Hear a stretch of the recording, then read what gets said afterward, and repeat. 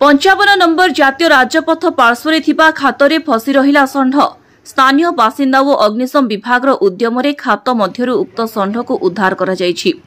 धूमावती मंदिर निकट राजपथ पार्श्व एक खातरे षंढटी पड़ी छटपट होउथिबा बेले मंदिर पूजक वैद्यनाथ मिश्र स्थानीय लोक और अग्निशम विभाग को खबर देथिले। खबर पाई चौद्वार अग्निशम विभाग घटनास्थल में पहुंची स्थानीय लोकों सहायता षंढटी को उद्धार करथिले।